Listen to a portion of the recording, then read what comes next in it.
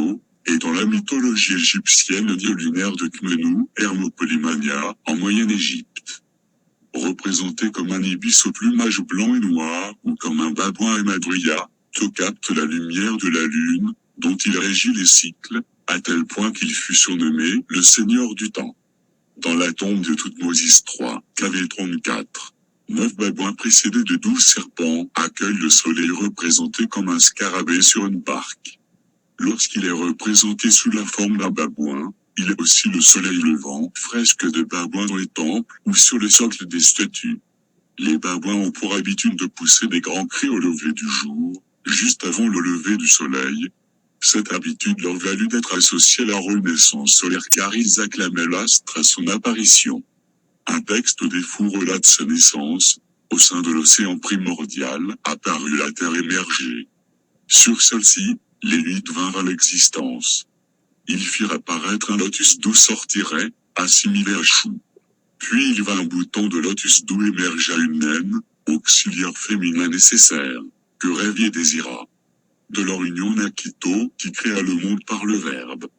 Inventeur de l'écriture et du langage, il est la langue d'Atoum et le scribe des dieux. Incarnation de l'intelligence et de la parole, il connaît les formules magiques, auxquelles les dieux ne peuvent résister. Selon la légende, celui qui était capable de déchiffrer les formules magiques du livre de Thoth pouvait espérer surpasser même les dieux. Le respect que Thoth inspire lui vient de son savoir illimité.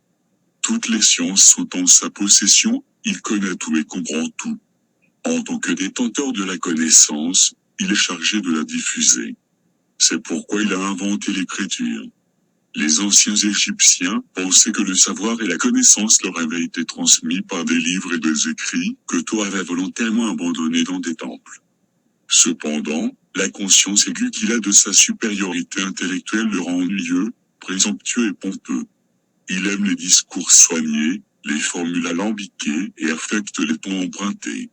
Souvent il agace les autres divinités qui ne manquent pas de le lui faire remarquer. Ses compétences s'étendent aussi au domaine des mathématiques, dans lequel il excelle.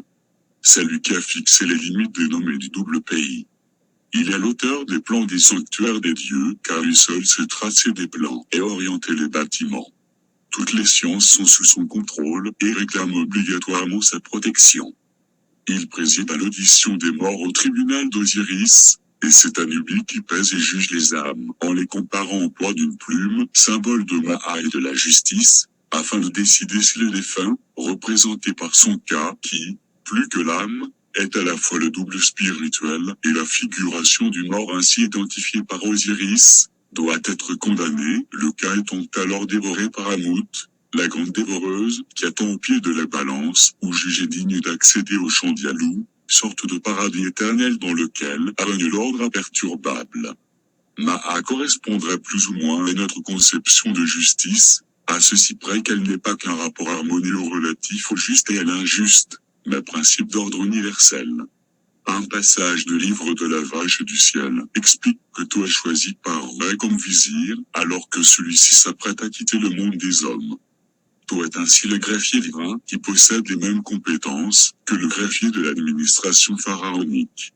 Lors de son combat avec Seth, Horus perdit son œil, mais le retrouva par la suite grâce à Thoth.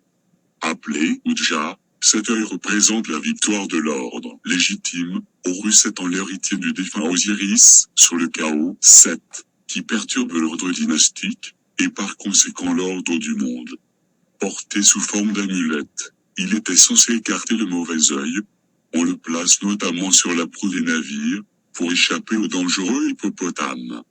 Importé dans le monde gréco-romain, Thoth sera assimilé à Hermès/Mercure, plus particulièrement sous le nom d'Hermès Trismégiste.